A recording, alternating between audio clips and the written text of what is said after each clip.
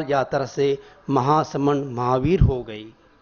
बनते मैंने देखा गुरुदेव को दो रूपों में देखा, आचार्य तुलसी का रूप भी देखा और आचार्य महाप्रज्ञ का रूप भी देखा। जब अपेक्षा लगी तो आचार्य तुलसी का रूप सामने आ गया। शरीर से तो लगता है आचार्य तुलसी है, चाल से, ढाल से, भाल से और अनुशासन से लगता है कि आचार्य तुलसी है।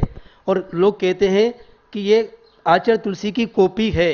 कॉपी नहीं, स्कैन कॉपी है, कंप्यूटर की भाषा में scan copy, same to same. लेकिन जब करुणा का प्रश्न सामने आता है तो लगता है आचार्य महाप्रज्ञ जी है। आचार्य आज ये वैसाख का दिन और आचार्य श्री महासमण जी के जीवन में पूरा वैसाख का महीना बहुत महत्वपूर्ण रहा। जन्म वैसाख में, दीक्षा वैसाख में और आचार्य भी वैसाख महीने में बने और भूकंप भी वैसाख महीने में आया।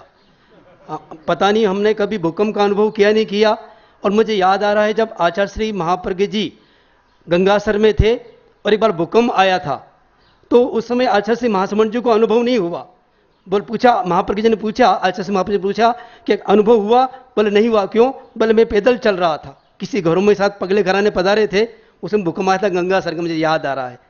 तो लेकिन इसमें तो मैं बच गया और ये गुरुदेव के साथ में था इसलिए बच गया। कल संत बता रहे थे कि तुम एकलौते समण हो, अगर अलग होते पता नहीं क्या होता। तो गुरुदेव के साथ में रहा तो मैं बच गया। मैं रोजाना गुरुदेव के आगे चलता था और उस दिन भी मैं आगे चला। ये मुझे बहुत बहुत साधुवाद देना चाहिए मुंशी विशुद्ध कुमार जी को। रोजाना आचार्य श्री एक सीधे रास्ते से जाते थे, लेकिन उस दिन रामदेव जी आए थे तो वो उधर से गए तो मुनि विशुद्ध कुमार जी ने रास्ता चेंज कर दिया आचार्य श्री का कि गुरुदेव इधर से पधारो। और मैं भी आगे आगे जा रहा था और मैंने देखा मेरे पीछे मुनि कुमार समण जी आ रहे थे, तो मैंने कहा उस कुमार समण जी को आगे जाने दो। तो वो आगे गए, मैं पीछे रहा और मैं बच गया और वो सद गिर गए। लेकिन ये गुरुदेव की कृपा से ही है कि मैं सुरक्षित रहा। तो ये एक ऐसा पूर्णिमा का दिन, और मैंने देखा कि आचार्य श्री तुलसी से एक कदम आगे आचार्य श्री महासमण जी। आचार्य श्री तुलसी ने हर 11 साल में नया काम किया। 11 साल की उम्र में दीक्षा हुई, फिर 11 में 22 में आचार्य। लेकिन आचार्य श्री महासमण जी 12 साल की उम्र में दीक्षा ली, 12 दूना 24, 24 में फिर दीक्षा हो गई और फिर 12 साल बाद में युवाचार्य बने, फिर 12 साल बाद में आचार्य बने 48। और अब 12 साल बाद जो समय आएगा, हम आशा कल्पना करें जैसे आप अभी नेपाल पधारे हैं तो वाशिंगटन जो व्हाइट हाउस है वहां से आपका संदेश हो जब आप 60 साल के हो जाए, जब आपका षष्ठी पुष्टि समारोह कार्यक्रम हो, तब हम कल्पना करें हम सब लोग वहां पर अमेरिका में आपका ये कार्यक्रम बनाना चाहते हैं। तो ये आचार्य श्री महासमण जी और ऐसे महान आचार्य।